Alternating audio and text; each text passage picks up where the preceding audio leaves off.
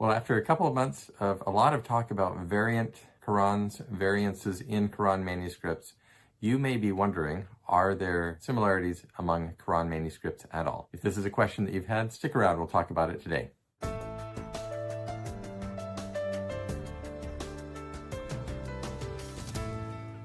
Well, welcome back to Variant Quran. I'm Dr. Daniel Brubaker. It's great to have you here, and I'm going to run through this video in a single shot without making very many edits at the request of you, my viewers, who wanted to have a more smooth and natural presentation. So we're going to give it a go. You're going to have to put up with some of my pauses and things like that throughout the video. So I hope you don't mind, and we'll see in your comments how you like that as well.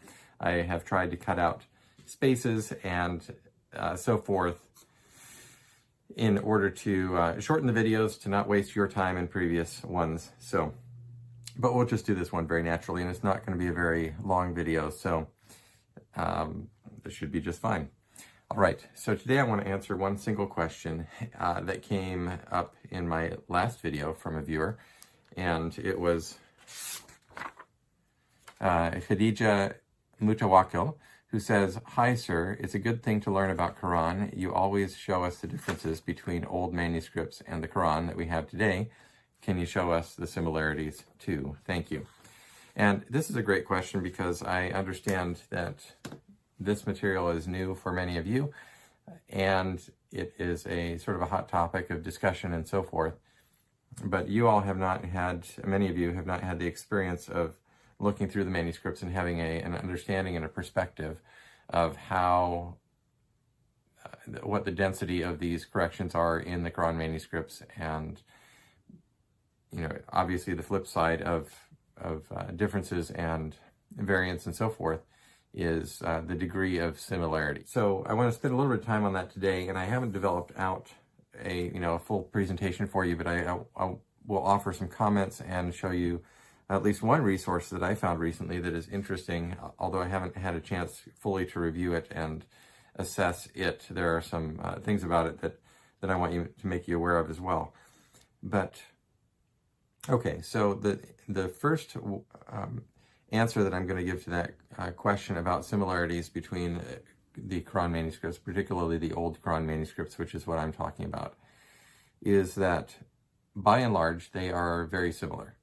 There are differences in orthography that we see coming down through particularly the first couple centuries as the orthography is being solidified. And by orthography, by the way, I realize that I'm speaking in jargon. We're talking about some changes in the way that words were written over time, particularly, for example, the Arabic words involving the writing or not writing of some of the long vowels that are included sometimes in the middle of a word or things like that.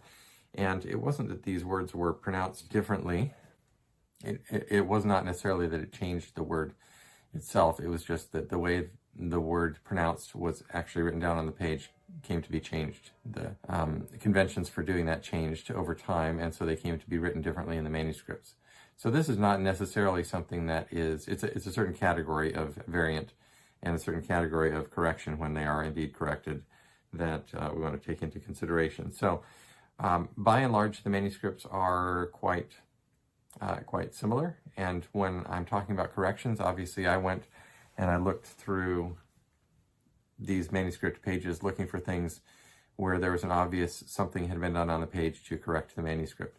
And so I've pulled all those out. And obviously when you're looking at something, when you have your focus on a particular topic or a thing, an aspect of something, then that suddenly comes into sharp focus and it becomes the main, I won't say it's all that you see, but it's something that really grows out of proportion in your view because it's really what you're focusing on. But there's a context and a perspective in which this exists, and that context is the entire Quran manuscript and the entire body of Quran manuscripts. And so, as I may have said before, I find it, and I believe I did say it in my book, Corrections in Early Quran Manuscripts. I should hold that up for you again so that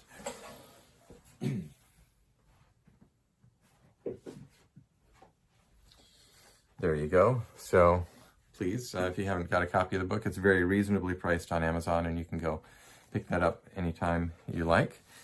And translations, by the way, coming in French and German, at least as I understand it, being worked on. So you, if you speak French or German, that you can look forward to that.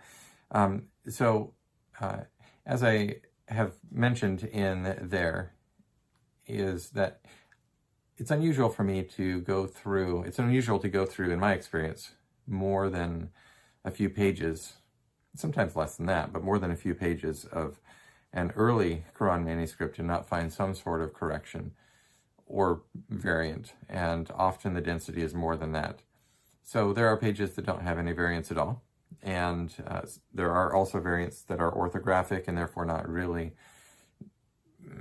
significant in some of the more interesting ways that we might be thinking of. And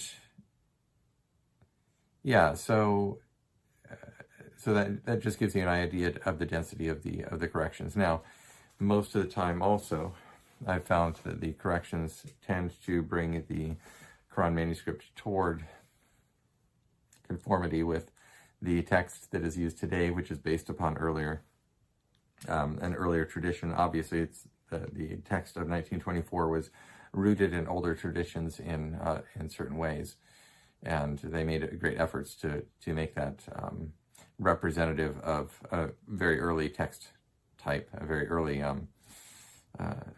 text. So, but that's been the trend that I've seen in the manuscripts. Now, that you have an idea now of the density. Every few pages of an early Quran manuscript, there's something going on that's interesting, that I find interesting, that I've noted some correction. And of those many corrections, then a certain subset of those will be something that is perhaps more interesting, perhaps not a mistake, or perhaps just something different from an orthographic or just a pure mistake kind of change, in my judgment. Now, obviously, we're talking about my assessment of these things, which is changing over time. And as you look very closely at something, sometimes more details emerge to your attention, or you become aware of some explanation for this that you had not seen before. And so this happens all the time, and this will be happening, I'm sure, throughout my life of doing this kind of research. So I wanted to bring to you, and just in conclusion of this very short video, something that's relevant to the question that was asked, and that is a book that came to my attention only recently by Al-Azami, and it's called Ageless Quran, Timeless Text, or in the Arabic, on the back side there, you can see that if you're an Arabic speaker. And this book is kind of a nice little project. I had been aware of Mr. Azami's earlier work, but what he has done here is to take 16 different 16 different Quran manuscripts, and he's taken Surah 17 and traced them down and shown the text throughout the entire through the entire surah. This surah is attested in all of these manuscripts. Not the entire surah, in a couple of the manuscripts. The Sana one is not attested.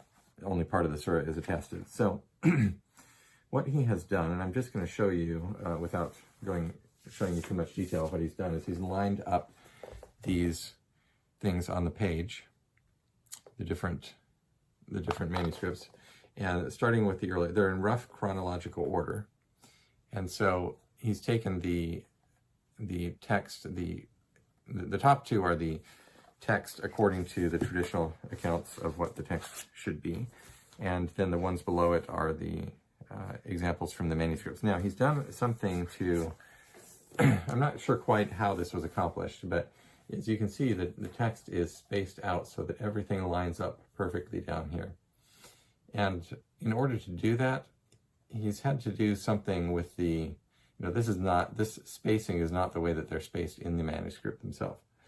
So it looks like a manuscript page on the background, but, for example, this long space down here doesn't exist in that manuscript, but it's been stretched out the space has been stretched out in order to make it easier for the reader to look and see what corresponds with what in these manuscripts. So, and there is material at the front and the back of this book that an introduction, and there are charts and graphs that lay out some of the details about his analysis and comparison of these various ones. So I have not yet had a chance to look through and to make a thorough assessment of the text of this, because it would take going through line by line of each one. And I am aware of a couple of places where there are some small variations in these manuscripts that were chosen, but these 16 manuscripts were, and they come, and then the lower ones on that page are more modern. Only the first,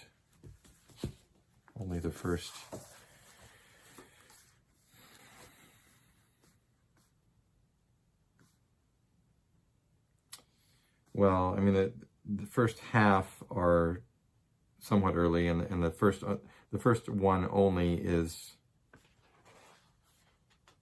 let's see. Yeah, so from the first couple of centuries are maybe the first half dozen of these, and then the others go in across the centuries and into probably more modern, certainly more modern